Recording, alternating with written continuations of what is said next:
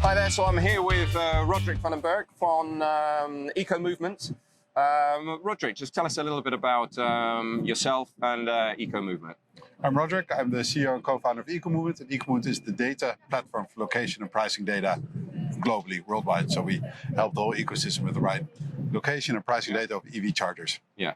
I mean, you've been around quite a while, I think, right? Yeah, since 2012. 2012. So tell us a little bit about the EV market in 2012 and how that compares to where we are today. It was very easy in 2012. I think all EV drivers were in one WhatsApp group. We just communicated with each other, and life was very easy, and of course also lots of challenges because everything was not well organized. So we were, let's say, people were much more helping each other. It was much more, everybody wanted to help each other out, and their private chargers, you would lend them to your to if someone popped by, just to go out. And of course now it's a professional industry, so it's different and much better, of course. Yeah, exactly. And Holland is seen as, being one of the leaders globally in the EV market. What was Holland done well, do you think, to drive the transition to electric vehicles? We had lots of financial incentives to buy an electric car, and we were very, let's say, active with deploying a charging network also from the government. So of course that accelerated it very much in the beginning.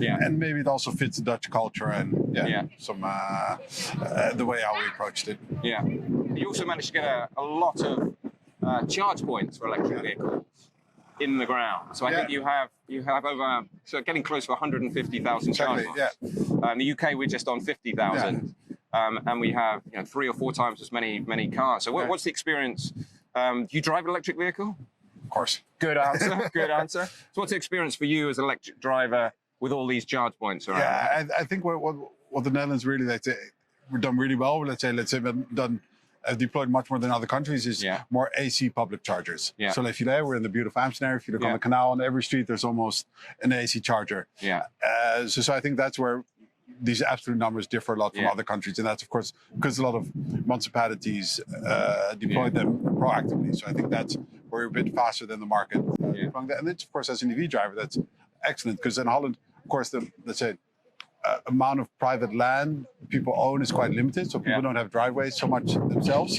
So you need public chargers to charge your car, which could be, let's say, different for other countries where people have more of their own driveways, so they're much easier to forfeit there, so they're a private network as much. So a lot more kind of the slower fast chargers in Holland, but it seems to work well for Holland.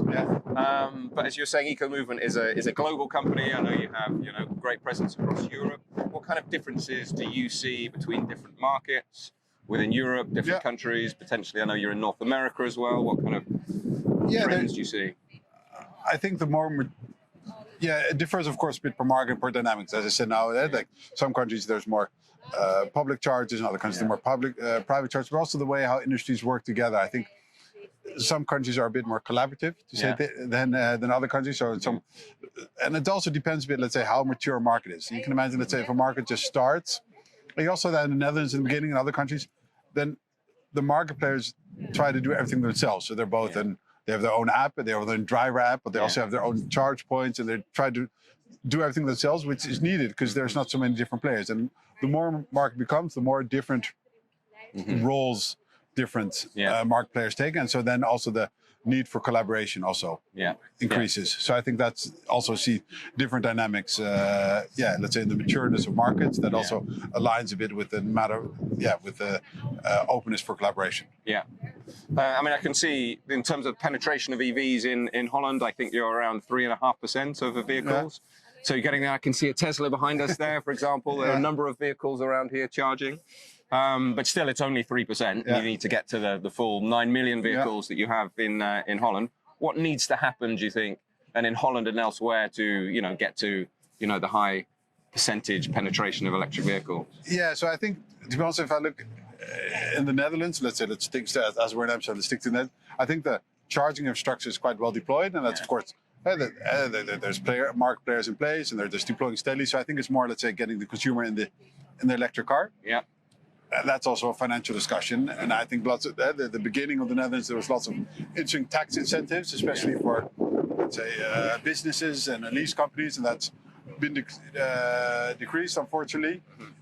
And now it's of course a matter of getting how do you get the let's say the average consumer in an electric car, and that's and there has to be a second-hand market that's deploying. And of course, there's being price cuts on EVs. So that's, I think that's the next phase to get it done, because not everybody, is going to buy a 50,000 euros car. So I mean, that's, and that will happen. It's just a matter of time. Yeah, we were walking just down the canals here, and there was a little two-seater, wasn't there? Two-seater little electric vehicle. You were explaining to me that 16-year-olds can now drive electric vehicles without a driver's license. That's an Amsterdam specific item, but that's like little city cars for kind of mopeds with a roof. Maybe you can even see it that way. Right. But especially, that's very popular in certain areas in Amsterdam. Yeah, but I guess it's a way of making EVs accessible and visible to the younger generation. Absolutely. And also you see also now like electric two-wheels, electric scooters, electric bikes. Yeah. I mean, that's now the norm. I think it's actually, if you buy an electric scooter or an electric bike, it's always electric. So people see the benefit and the superiority of an electric engine above a gasoline. Yeah. And what about, eco movements? You've been around since 2012, as you said. What are your challenges, or what are the opportunities you're looking at in the years ahead to ultimately, drive the uptake of electric vehicles and make driving charging electric vehicle as easy as owning a petrol diesel? Yeah, exactly that. So we want to be, or we are, let's say, the global platform for EV charger location and pricing data. And what we want to do is gather as good and as much data to make that EV experience as seamless as possible, and that could be the right pricing information, also for direct payments or payment via apps. Let's say facilitate the information that's needed to do that, but also the correct charging speed, but also maybe facilities around it, or the predictability the charger is available, or the reliability of the charger. Just make sure that the EV driver has a fluent experience driving this electric cars and has all the data he needs to have, let's say, the most flawless journey as possible. Yeah, brilliant. Anything else you wanted to add before we close? Thanks for the talk, and great to chat. I think this is a great example. Let's exchange knowledge and exchange needs, and market needs, and consumer needs, so that as an industry together we can do our thing well, and you can do your thing well, making a superior app, and we provide you with great data, and then everybody will drive an electric car. Brilliant. Yeah. Thank you so much for your time, Roderick. All the best. Likewise. Thanks.